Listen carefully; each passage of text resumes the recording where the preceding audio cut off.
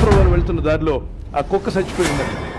ఒక పేరు ఉంటుంది, చర్చిలో ఒక పేరు ఉంటుంది. అడిగే సార్ మర్యాద లాగా మాట్లాడుతున్నావు ఏంటాడు? మర్యాద తీసుకొని కొనుక్కొని వెళ్ళండి, మీ చేతికి పెట్టుకోండి.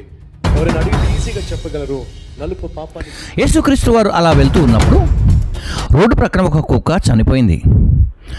ఆ కుక్క చనిపోతే తనతో ఉన్న శిష్యులు, యేసుప్రభుల వారి యొక్క శిష్యులు ఆ కుక్కకు వచ్చుతున్నటువంటి వాసనలను చూసి యేసుప్రభుల వారిని విడిచిపెట్టి ఆ వాసనకు దూరంగా వెళ్ళారు.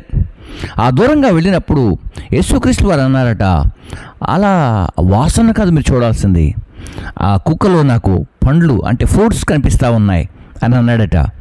అంటే ఆ వెళ్ళినటువంటి శిష్యులు ఆ స్మెల్ కాకుండా ఇక్కడ ఫ్రూట్స్ ఉన్నాయా అన్నట్లుగా చూశారట. చూసినప్పుడు దానిని శిష్యులైతే వాసన చూశారు, కానీ యేసుక్రీస్తు వారైతే దాంట్లో ఫ్రూట్స్ చూశాడని ఒక క్రొత్త బాధ, ఒక